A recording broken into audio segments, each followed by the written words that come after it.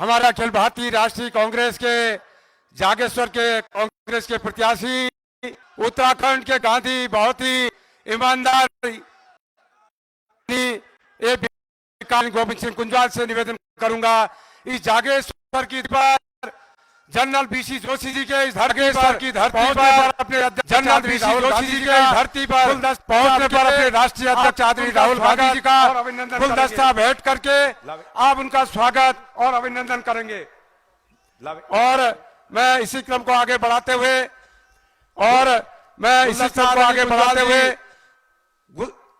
गुलदस्ता आदरणीय कुंजवाल जी माननीय राहुल गांधी जी को गुलदस्ता भेंट करेंगे।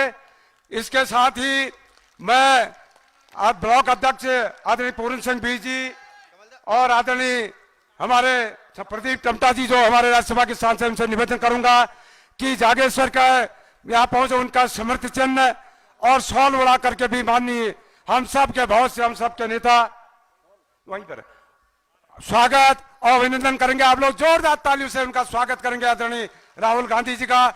मित्रों, ये हम सब के भविष्य है, हम से देश के भविष्य है। एक ईमानदार व्यक्ति, एक बहुत ही बुद्धिजीवी व्यक्ति है राहुल गांधी।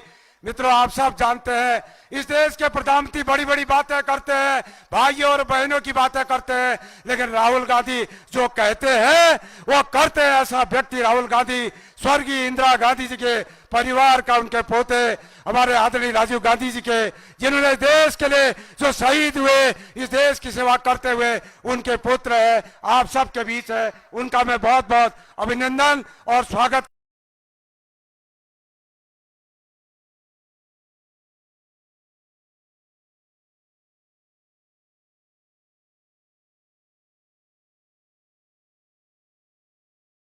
प्रभारी के रूप में भी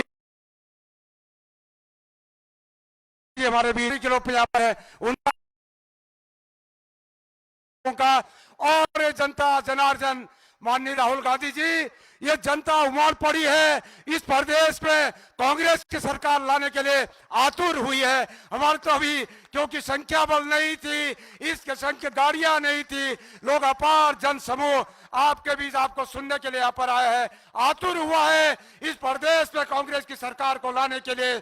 आगामी 4 तारीख को सब हाथ के चुनाव चिन्ह में बटन दबा करके इस प्रदेश में भारी बहुमत से कांग्रेस को लाएगी। आदरणीय गोविंद सिंह कुंजवाल जी को 1000, 2000, 4000 नहीं, हजारों हजार से आगे विजयी बनाएगी। मित्रों, यदि सही कह रहा हूं तो राहुल जी को ताली बजा के आप करेंगे। इसी क्रम को आगे बढ़ाते हुए हम सब के बीच हमारे राज्यसभा के सांसद आदरणीय प्रदीप टमटा जी हमारे बीच है, उनसे मैं निवेदन करूंगा कि हम सबको संबोधित करेंगे।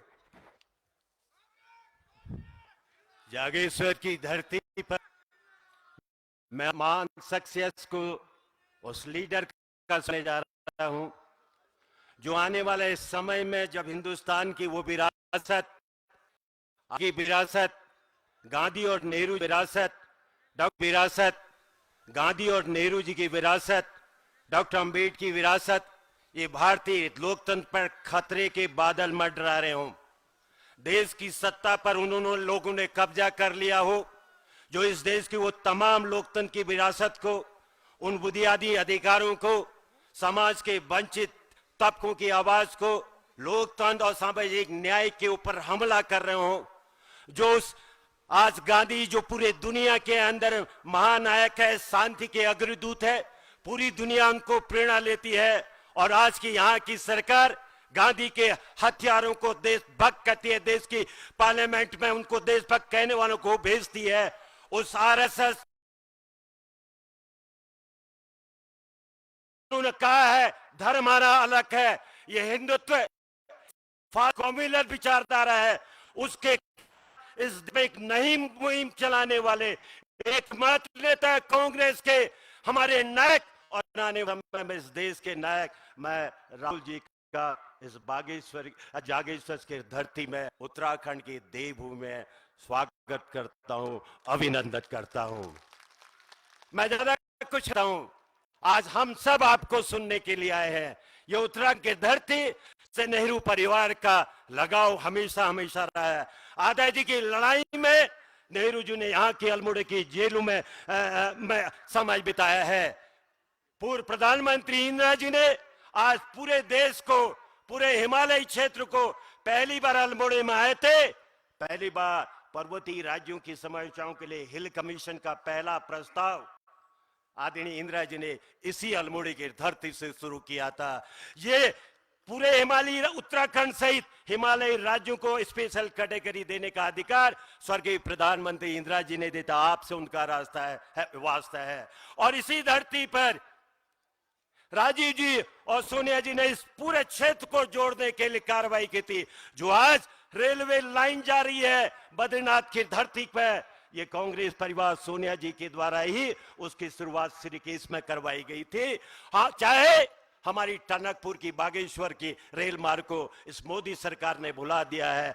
उत्तराखंड के एक एक ईंट में और इसी जागेश्वर की धरती में, गरुड़ा बाज में खंड के तमाम सबसे सूचित लोगों के क्राफ्ट को, शिल्पकारों को उन्नयन के लिए एक बड़ा संस्थान खोलने के आधारशिला सोनिया जी ने खुद यहाँ पर रखी थी। तो आज राहुल जी उसी धरती पर, उसी जागेश्वर में आपके चरण पड़े हैं। मैं आपका हृदय की गहराई से बहुत बहुत स्वागत करता हूँ। यहाँ के नौजवान, यहाँ के किसान और यहाँ के मजदूर और यहाँ का दलित समाज आपकी ओर बहुत बड़ी आशा से देख रहा है, देश की ओर देख रहा है। अंत में एक बात, मैं पूरे उत्तराखंड के अंदर बहुत सी बातें आएंगे। आदरणीय कुंजवाल जी इस विधानसभा क्षेत्र के संदर्भ में बहुत से सवाल उठाएंगे, लेकिन एक सवाल इस पूरे उत्तराखंड के जो दलित वर्ग का है, जनजातियों का, और मैं आपको बहुत बहुत आभार भी करता हूँ, धन्यवाद करता हूँ। प्रियंका जी ने हमारी घोषणा पत्र को जारी करते हुए कहा था, जो इस उत्तराखंड के अंदर 5 सालों में जो यहाँ के कमजोर वर्ग के साथ, दलितों के साथ जो उत्पीड़न हुआ, जो भेदभाव हुआ, जो अत्याचार हुआ, जो सरकारी सेवा में उनकी नियुक्ति में ठहराव आया है, कांग्रेस पार्टी आएगी, हम उन तमाम रिक्त पदों को भरेंगे। और इसी के साथ मैं आपसे, और आपका आशीर्वाद हमारी सरकार को रहेगा, क्योंकि जनता में एक नारा आ रहा है, बीजेपी जा रही है, कांग्रेस आ रही है। और समाज के कमजोर वर्ग आपकी ओर, कांग्रेस पार्टी की ओर, हरीश राव जी की ओर बड़ी आशा भर रहे हैं कि हम भी समाज के, सरकार के उच्च पदों में, पायदान में बैठेंगे। और जो अधिकार आपने संसद में कहा था कि इस देश में कोई सरकार अनुसूचित जाति और जनजाति को प्रमोशन में आरक्षण लेने से रोक नहीं पाएगा, और हमारी पार्टी ने वो तमाम सुप्रीम कोर्ट की वो आवश्यकताएं पूरी कर रखी है। तो हमारी सरकार बनते ही पदोन्नति में आरक्षण भी इस धरती के जो मूल निवासी है, जिस इस धरती को सींचा है, यहाँ के ट्रेडिशन, यहाँ के क्राफ्ट, यहाँ के मकान, यहाँ के भवन, इंसानों और भगवानों के घर से नृत्य और संगीत में जिनकी एक छाप रही है, उनके भविष्य में भी सुननी पड़ेगी। मैं इन्हीं शब्दों के साथ फिर एक बार आदरणीय नेता राहुल गांधी जी का इस धरती में, इस देवभूमि में, शिव की इस धरती में, जागेश्वर के इस धाम में बहुत बहुत स्वागत करता हूं। और आशा करता हूं कि जो हमने सोचा था ऋषिकेश के बाद अगले ये हमारा ये जागेश्वर धाम योग की दूसरी राजधानी बनेगा। जय हिंद, जय भारत।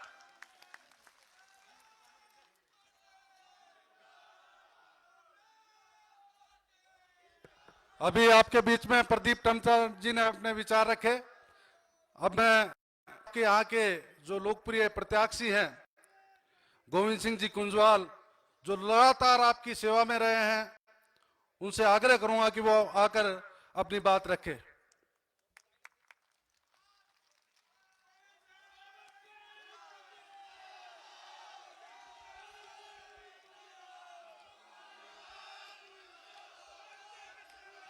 आज जागेश्वर की इस धरती में हम सबका ये सौभाग्य है, हमारे देश के युवा नेता, हम सब के नेता और ऐसे परिवार के सदस्य के रूप में यहाँ पर पहुंचे हैं जिस परिवार ने इस देश को आजाद किया और इस देश की रक्षा में हमारी स्वर्गीय प्रधानमंत्री इंदिरा गांधी ने अपने को न्यौछावर करने का काम किया, और हमारे राहुल गांधी जी के पिता स्वर्गीय राजीव गांधी ने भी, आपने देखा होगा किस तरह से उन्होंने अपने प्राण त्यागे। आजादी से लेकर के इस देश को 60 साल तक, देश को 60 साल तक सरकार देने के बाद किस तरह से हमारे देश के दो महान नेताओं की हत्या की गई, उन्होंने देश के लिए अपनी शहादत दी, ये आप सब लोग जानते हैं। और वो ऐसे विचारधारा के लोगों ने उनकी हत्या करी जो आज देश को फिर गुलामी की तरफ ले जाना चाहते हैं, देश के लोकतंत्र को खत्म करना चाहते हैं, देश के संविधान को बदलना चाहते हैं।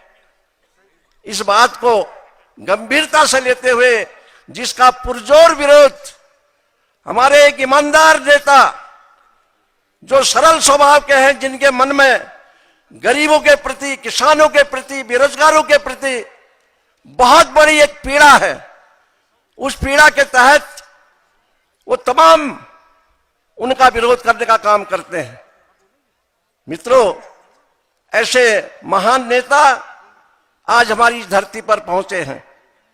मुझे याद है जब मैं विधानसभा का अध्यक्ष था, यही गुणावाज में 3 दिवसीय अंतर्राष्ट्रीय योगा महोत्सव के समापन में हमारे राष्ट्रीय नेता, राष्ट्रीय अध्यक्ष कांग्रेस की श्रीमती सोनिया गांधी जी पहुंची थी और उन्होंने इस अंतर्राष्ट्रीय योगा महोत्सव का समापन किया था और साथ में हरिप्रसाद टमटा पारंपरिक शिल्प उन्नयन संस्थान, जो हिंदुस्तान का दूसरे नंबर का संस्थान बनने जा रहा था, जो 100 करोड़ का संस्थान था, जिसमें इसी जागर विधानसभा क्षेत्र के प्रत्यक्ष रूप में 10,000 लोगों को काम मिलता, ऐसे संस्थान को आज केंद्र में बैठी हुई, प्रदेश में बैठी हुई भारतीय जनता पार्टी ने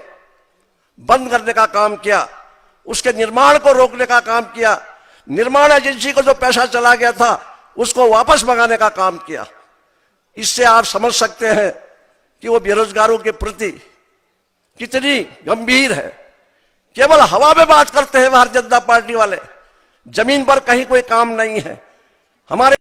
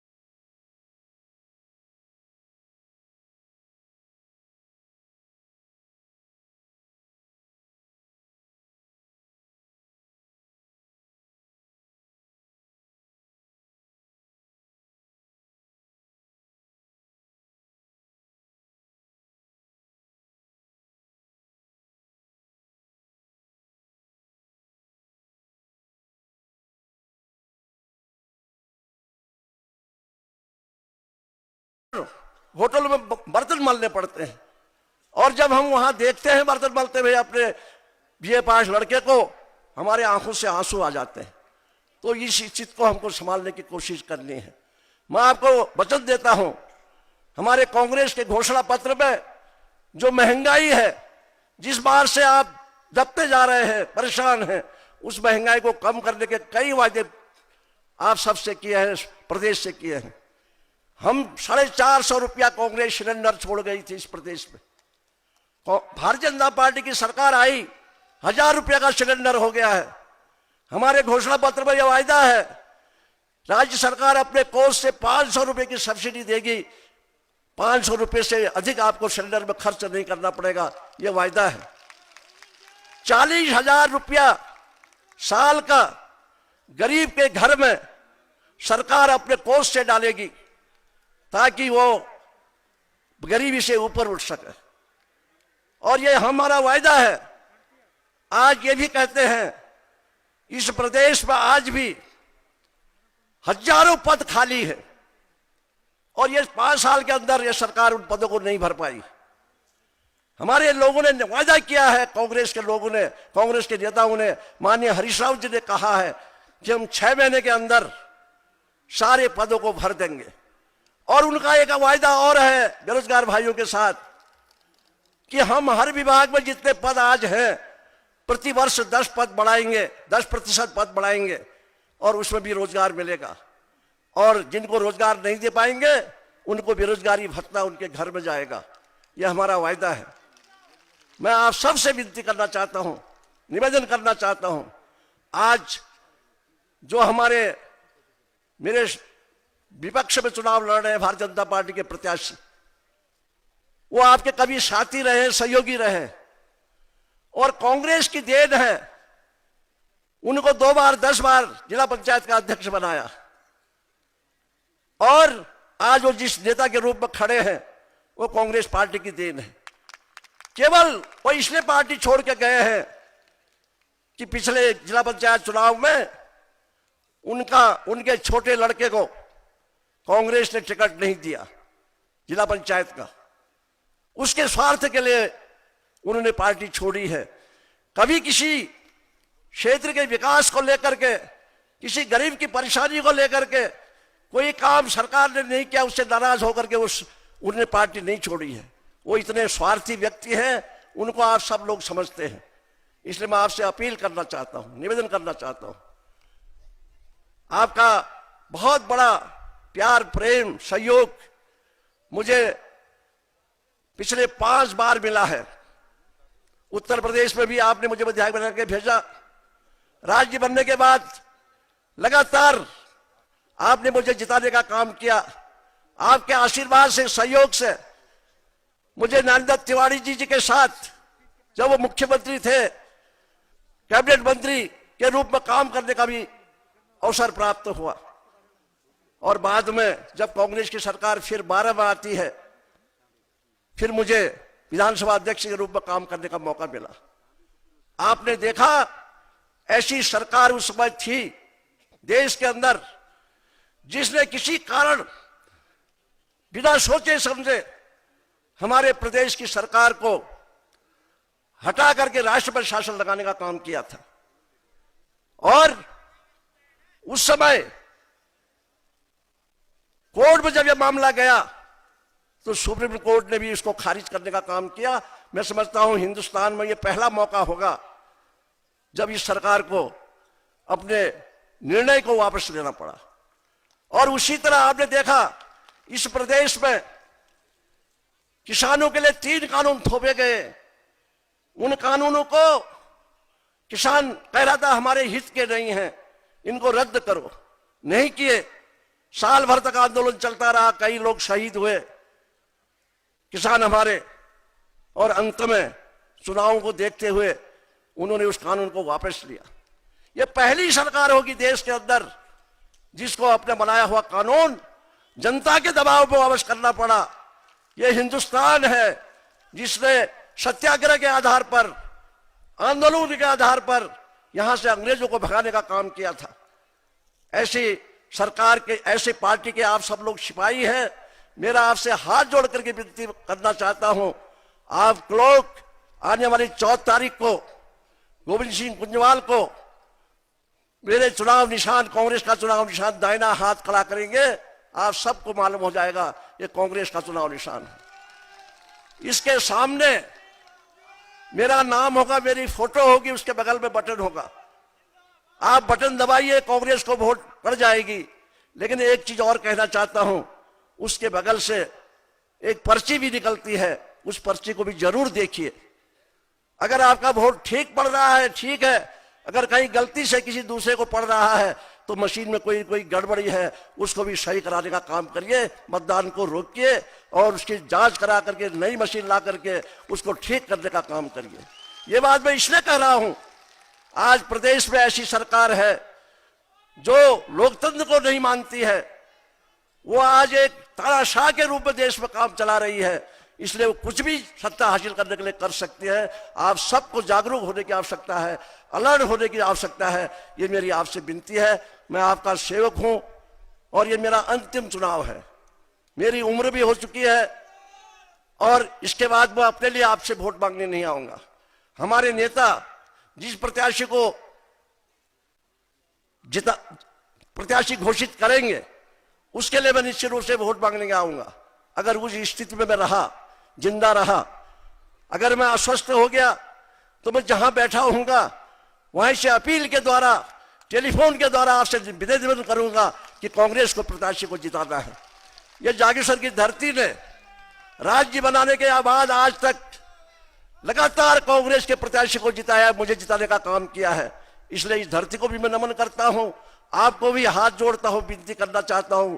उस बात को लेकर के इस समय मौका है और मेरा तो एक कहना है, इस दुनिया के जहां हमारे बीसी जोशी जी जो हमारे जनरल रहे हैं उनकी धरती है और हमारे तमाम स्वतंत्रता संग्राम सेनानियों की धरती है, उस धरती से मैं आपसे विनती करना चाहता हूं, भाजपा के प्रत्याशी की जमानत आप जब तक कराएंगे, यही मेरा निवेदन आप सबसे है। इन्हीं शब्दों के साथ एक बार फिर आप सबको प्रणाम करते हुए, अपने नेता को प्रणाम करते हुए, जय हिंद, जय भारत। धन्यवाद बहुत बहुत। एक बार कांग्रेस पार्टी दोनों हाथ खड़ा करके माननीय राहुल गांधी जी को बता दीजिए कि कांग्रेस का जो है प्रत्याशी हमारा भारी बहुमत से जीते जा रहा है। कांग्रेस पार्टी, राहुल गांधी, सोनिया गांधी।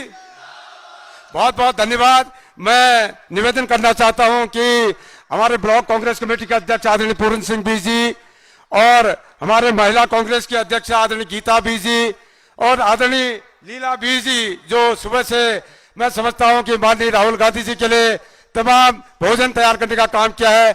एक सुंदर जो है यहाँ के तांबे का एक घड़ा ये भेंट करना चाहते हैं। मैं पूर्ण बी जी, लीला बी जी और महिला की अध्यक्ष आदरणीय गीता बी जी को निवेदन करना होगा। इसी के साथ ही ऐपन के नए प्लेट हमारे यूथ कांग्रेस के जिला अध्यक्ष निर्मल रावत और विधानसभा अध्यक्ष ललित सतवाल ने तैयार किया है, जो माननीय राहुल गांधी जी को देना चाहते हैं, इसलिए मैं उनको भी बुलाता हूं। आदरणीय निर्मल रावत और यूथ के अध्यक्ष हैं जिले के ललित सतवाल जी, और मैं हमारे सहकारिता विभाग के प्रदेश के अध्यक्ष आदरणीय प्रशांत बैसवा जी से निवेदन करूंगा कि एक पुष्प गुच्छ जो है बुगे माननीय हमारे राष्ट्रीय नेता आदरणीय राहुल गांधी जी को आप प्रस्तुत करने का कष्ट करेंगे। मित्रों, मैं ज्यादा सब लोगों से क्षमा मांगना चाहता हूं। तमाम हमारे प्रिंट मीडिया, इलेक्ट्रॉनिक मीडिया के भाई लोग, पत्रकार लोग हैं, उनको स्थान नहीं दे पाए हैं, क्षमा करिएगा। अपार भीड़ जनसमूह जो है आया है, आपने सीटें आपके लिए आरक्षित की थी, फिर भी हमारे कार्यकर्ता बैठ गए, इसलिए माफी चाहता हूं।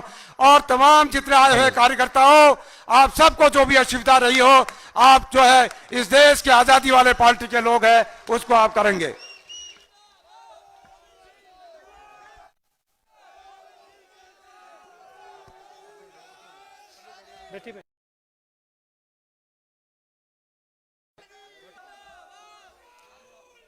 प्रदीप टमटा जी,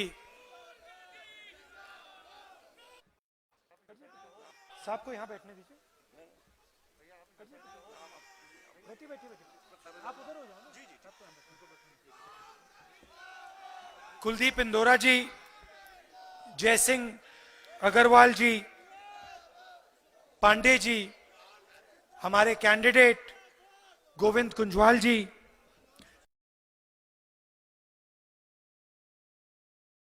के वरिष्ठ नेता प्यारे, आप सबका यहां बहुत बहुत स्वागत। शायद ऐसी सुंदर जगह में मेरी पहली मीटिंग हो रही है। सबसे सुंदर जगह में मेरी आज आपने मीटिंग करवाई।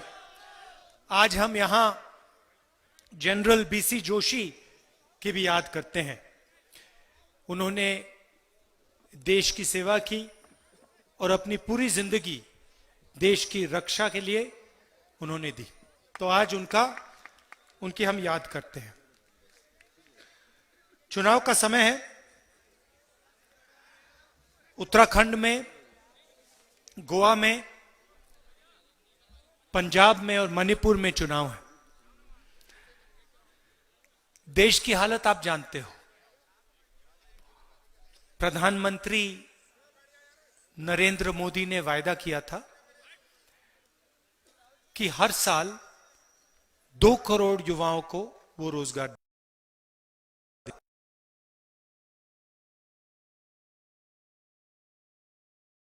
अकाउंट में 15 लाख रुपए डाले। याद है आपको? कहा था कि काले धन मिटा देंगे। याद है? तो मेरा सवाल यह है, आजकल जब नरेंद्र मोदी भाषण करते हैं तो अपने भाषणों में वो रोजगार की बात, भ्रष्टाचार की बात, 15 लाख रुपए की बात क्यों नहीं करते? क्या हुआ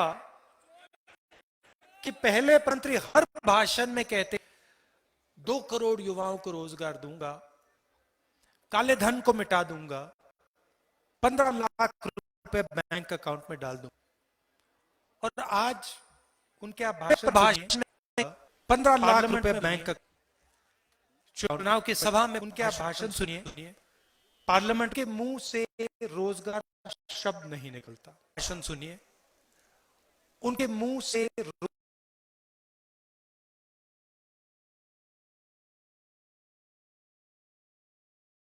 आज भाषण करेंगे, टीवी पे देखना, मैं गारंटी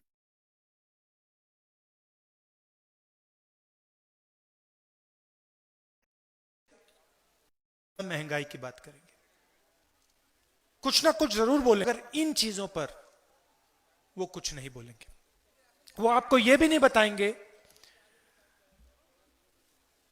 कि पिछले 5 सालों में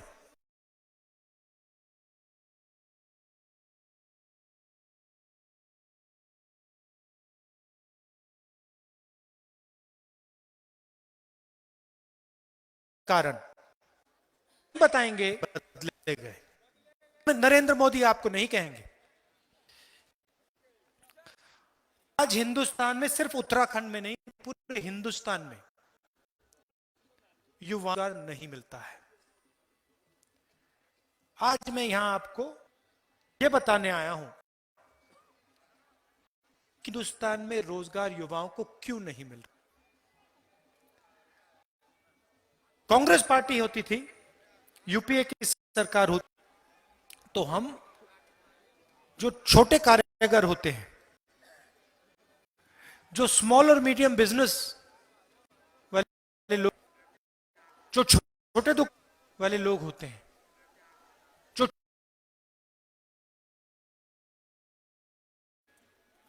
हम अपनी पूरी की पूरी शक्ति इन लोगों की मदद करने में लगा देते।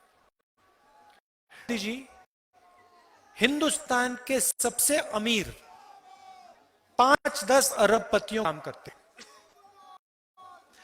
ये जो बड़े अरबपति हैं, ये देश को रोजगार नहीं देते हैं। रोजगार कौन देता है? रोजगार किसान, रोजगार छोटा व्यापारी देता है, दुकान देता है, स्मॉल और मीडियम बिजनेस वाले लोग हैं। उन लोगों की मदद नरेंद्र मोदी जी नहीं करते हैं। मैं आपसे सवाल पूछना चाहता हूं, नोटबंदी हुई, नोटबंदी से किसानों का फायदा हुआ? कोई हिंदुस्तान में किसान है जो कह सकता है हां नोटबंदी से मेरा फायदा हुआ? एक नहीं कह पाए। कोई छोटा दुकानदार, छोटा व्यापारी, छोटा बिजनेस चलाने वाला व्यक्ति, मिडिल चला व्यक्ति कहता है कि नोटबंदी से मुझे फायदा हुआ? नहीं कह सकते। आप बैंक के लाइन में खड़े थे, उस लाइन में आपने हिंदुस्तान के अरबपति को हुआ देखा? एक भी था? नहीं। नोटबंदी में नरेंद्र मोदी हिंदुस्तान के मजदूर, हिंदुस्तान के छोटे दुकानदार, स्मॉल और मीडियम बिजनेस चलाने वाले लोगों से पैसा निकाला, उनकी जेब में से पैसा निकाला, 2-3 अरब की जेब में से पैसा निकाला। भाषणों में उन्होंने आपसे कि देखो काले धन पे मैंने लड़ाई शुरू करी है, काले धन को मैंने मिटाने का काम किया है। आज नोटबंदी के बारे में नरेंद्र मोदी बिल्कुल नहीं बोलते। फिर जीएसटी लागू की। मैं आपसे पूछना चाहता, किसान खड़े हैं, छोटे दुकानदार होंगे, मजदूर होंगे, मैं आपसे पूछना चाहता हूं जीएसटी से आपको फायदा हुआ क्या? 5 अलग अलग टैक्स लगाए, हर रोज छोटे व्यापारियों को, किसानों, मीडियम बिजनेस चलाने वालों को कुछ ना कुछ तंग करते हैं। कभी जीएसटी लगा देंगे, कभी नोटबंदी कर देंगे। कोरोना के समय आपने देखा होगा, टीवी पे आपने मजदूरों को पैदल चलते हुए देखा। याद है आपको कि मजदूर बेंगलोर से, मुंबई से, दिल्ली से, उत्तर प्रदेश और बिहार की ओर चले जा रहे थे? याद है आपको? नरेंद्र मोदी जी ने मदद की। बस का टिकट दिया, ट्रेन का टिकट दिया ना? हाँ बिल्कुल। अरे आप देखिए, पता नहीं आप फेसबुक पे देखिए, पता नहीं आपने कल फेसबुक पे देखा या नहीं, एक छोटे बिजनेस चलाने वाले व्यक्ति ने फेसबुक पे आत्महत्या की, जहर खा लिया। और जहर खाने के बाद उस व्यक्ति ने नरेंद्र मोदी जी का नाम लिया और कहा कि हिंदुस्तान के प्रधानमंत्री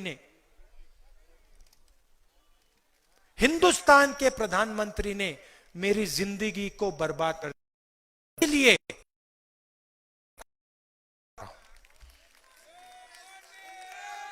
हिंदुस्तान की जनता को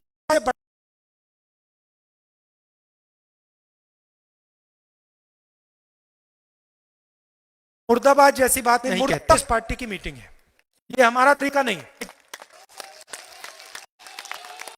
वो बीजेपी के लोग जरूर मुर्दाबाद, हम मुर्दाबाद नहीं कहते,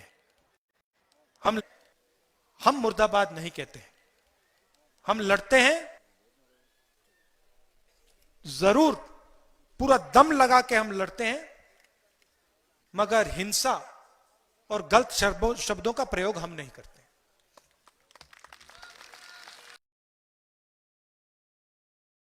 आपके यहां एमएलए, वो आपने जो मुझे, आपके यहां एमएलए हैं, मटका दिया आपने जो मुझे, लाइए तांबे का मटका दिया, वो कहां है? लाइए।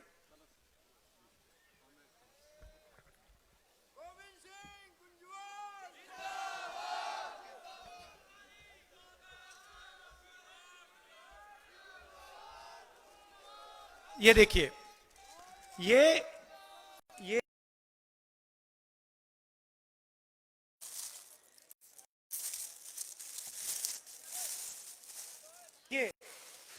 जो है, ये आप लोगों ने, आपके कारीगरों ने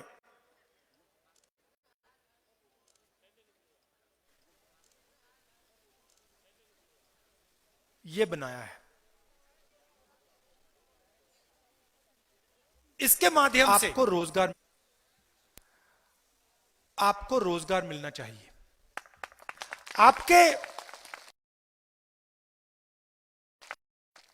ये आपकी तपस्या है, ये आपकी तपस्या है। इसका फायदा आपको मिलना चाहिए। आपकी तपस्या जाया नहीं होनी चाहिए। अब आपके जो एमएलए हैं, उन्होंने यहां पे आपकी मदद करने के लिए हरिप्रसाद टमटा इंस्टीट्यूट खोलने की कोशिश की थी। तांबे का काम,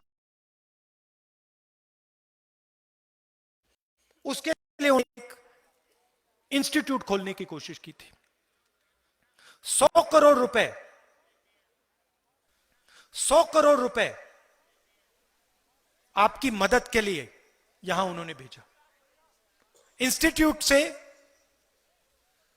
10,000 लोगों को रोजगार मिल सकता था।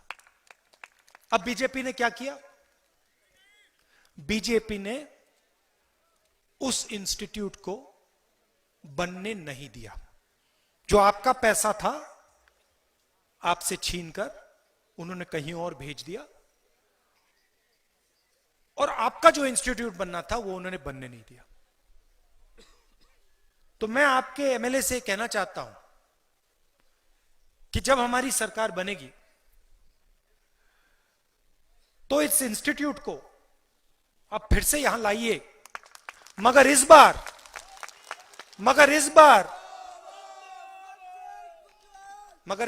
10,000 युवाओं को रोजगार की बात मत कीजिए।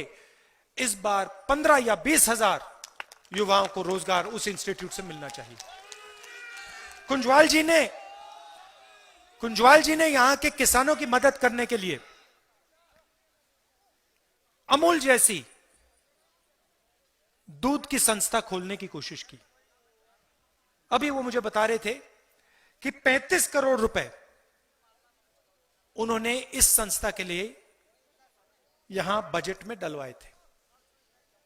दूध की जो संस्था बननी थी जिससे हजारों किसानों को फायदा होता, सीधा उनके जेब में पैसा जाता, उसको भी बीजेपी ने कैंसिल कर दिया, रद्द कर दिया। उसको भी आप एक बार फिर यहां पे चालू करिए।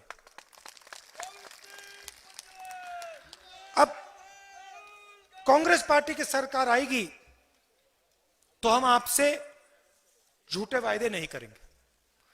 जैसे नरेंद्र मोदी जी ने कहा कि 2 करोड़ युवाओं को हर साल रोजगार मिलेगा, 15 लाख रुपए बैंक अकाउंट में जाएगा, यह मैं आपको नहीं कहूंगा। आप समझदार लोग हैं, मैं यहां आपसे झूठ बोलने नहीं आया हूं। मैं सच्चाई आपको जरूर बता सकता हूं। कांग्रेस पार्टी ने आपके लिए 4 वायदे किए हैं।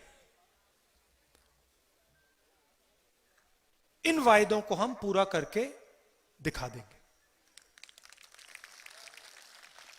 4 धाम 4 काम। पहला काम, 4 लाख युवाओं को हम रोजगार देने का काम करेंगे। और मैं आपको बता देता हूं, नरेंद्र मोदी जी ने सिर्फ कहा कि 2 करोड़ युवाओं को देंगे, उन्होंने ये नहीं कहा कैसे देंगे। मैं आज आपको बताता हूं, कांग्रेस पार्टी 4 लाख युवाओं को काम कैसे देगी। सबसे पहले जो सरकारी पोस्ट्स खाली पड़े हैं उनको हम भर के देंगे, पहला काम।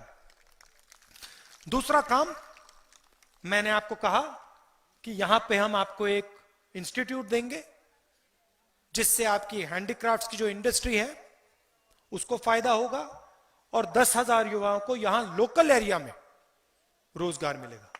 और आपकी जो तपस्या है, जो आप ये बनाते हो, इसकी मार्केटिंग सिर्फ उत्तराखंड में नहीं, बाकी हिंदुस्तान में हमारी सरकार करेगी और इसका फायदा आप तक हम पहुंचाने का काम करेंगे। तीसरी बात, जो उत्तराखंड में छोटे व्यापारी हैं, स्मॉल और मीडियम बिजनेस चलाने वाले लोग हैं, उनकी हम मदद करेंगे। हमारा पूरा का पूरा फोकस उनकी मदद करने में जाएगा। वो जो बनाते हैं उसकी मार्केटिंग करने में जाएगा, उनकी ट्रेनिंग में जाएगा और उनकी मदद करके हम ये 4 लाख रोजगार उत्तराखंड को दिलवा देंगे। दूसरा वायदा, आप यहां पहाड़ों में रहते हो, अगर हिंदुस्तान में किसी को महंगाई की चोट पड़ती है तो सबसे ज्यादा आपको चोट पड़ती है। आप दूर रहते हो, सब कुछ यहां पे आपको थोड़ा ज्यादा महंगा मिलता है, सही? तो अगर उत्तर प्रदेश में, बिहार में किसी को पेट्रोल से चोट लगती है तो उससे दुगनी चोट आपको यहां पहाड़ों में लगती है। अगर सब्जी महंगी होती है,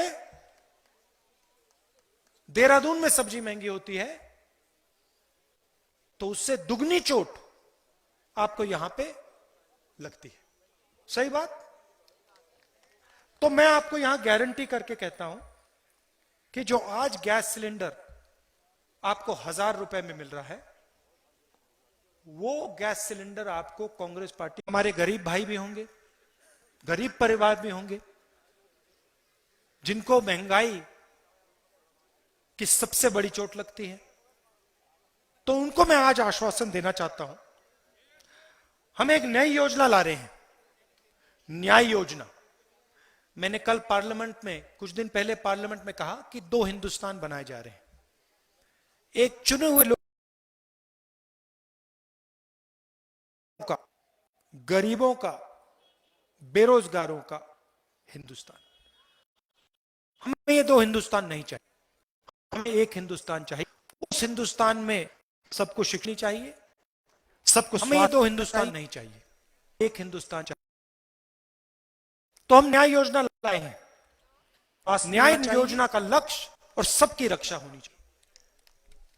तो हम न्याय, उत्तराखंड में गरीबी को मिटाने का, तो न्याय योजना उत्तराखंड के 5 लाख सबसे गरीब परिवारों को, 5 लाख सबसे गरीब परिवारों को सीधा बैंक अकाउंट में साल का 40,000 रुपए। अगर आप गरीब हो, चाहे आप यहां रहते हो पहाड़ में या कहीं और रहते हो,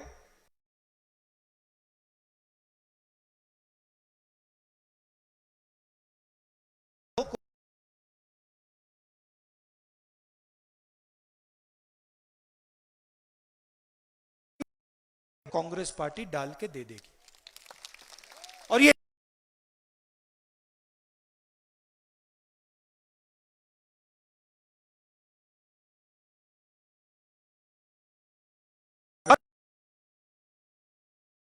पहुंचा दिए जाएंगे। आखिरी वायदा, आप यहां रहते हो, कोरोना के समय आपने देखा होगा, आपको अगर अस्पताल जाने की जरूरत पड़ी, दवाई की जरूरत पड़ी, तो यहां आसपास में आपको अस्पताल नहीं मिला। आपको दूर दूर जाना पड़ता है इलाज के लिए, दवाई के लिए, एक्सरे के लिए, इन चीजों के लिए आपको दूर दूर जाना पड़ता है। कांग्रेस पार्टी ने निर्णय लिया है कि हम को, दवाइयां को और डॉक्टरों को आपके दरवाजे तक पहुंचा देंगे। गाड़ी नहीं पहुंच सकती, वहां हम मोटरसाइकिल, एम्बुलेंस चलाकर आपके घर के सामने उसे पहुंचा देंगे। और जहां मोटरसाइकिल हो सकती और वहां जहां दवाइयों की जरूरत पड़ेगी, वहां हम ड्रोन के माध्यम से आपके दरवाजे के पास दवाई को गिरा देंगे। ये मैंने आपको 4 दिए, गिरा देंगे। मगर हमारे मैनिफेस्टो में बहुत सारी और चीजें हैं। मैंने सरकारी रोजगार की बात की, मुफ्त में 2 यूनिट बिजली देने की बात, और किसानों और मजदूरों की मदद करने की योजना हमारी में है। अंत में आपसे कहना चाहता हूं कि हम एक व्यक्ति की सरकार नहीं चलाना चाहते। हमें राजा नहीं चाहिए। हमें उत्तराखंड की जनता की, किसानों की, मजदूरों की, माताओं और बहनों की सरकार चाहिए। हम ऐसी सरकार चाहते हैं जो आपकी बात सुने, जिसके दरवाजे ये खुले हों। ऐसी सरकार हम चाहते हैं, ऐसी सरकार हम आपको देने जा रहे हैं। आपके यहां नेता हैं, आपके यहां नेता हैं, उन्होंने स्वयं कहा कि मैं अगला चुनाव नहीं लड़ूंगा। उन्होंने कहा कि अगर मैं बीमार होऊंगा तो मैं कुर्सी पर बैठकर कांग्रेस की मदद करूंगा। मगर मैं आपसे कहना चाहता हूं, आप बीमार नहीं होगे। इसको आप भारी बहुमत से स्वीप करके जीतने वाले हो।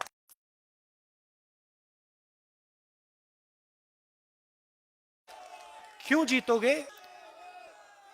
कुंजवाल जी क्यों जीतेंगे? क्योंकि वो आपके बीच में रहते हैं, आपकी आवाज को सुनते हैं, मिलकर आपके साथ काम करते हैं। इसलिए मैं जानता हूं कि आप इनको भारी बहुमत से जिताओगे और उत्तराखंड में आप इस पार्टी की सरकार बनाओगे। आपका बहुत बहुत धन्यवाद, बहुत बहुत धन्यवाद। एक बात का मेरा दुख हो रहा है, मुझे दुख हो रहा है कि मैं यहां आया, इतनी सुंदर जगह है और मैं सिर्फ 1-2 घंटों के लिए आया। अगली बार कुंजवाल जी मैं आऊंगा तो महीना तो नहीं, मगर कम से कम 1-2 दिन तो यह रहना चाहिए, रहना पड़ेगा। आपका धन्यवाद, नमस्कार, जय हिंद। कांग्रेस पार्टी, राहुल गांधी, गोविंद सिंह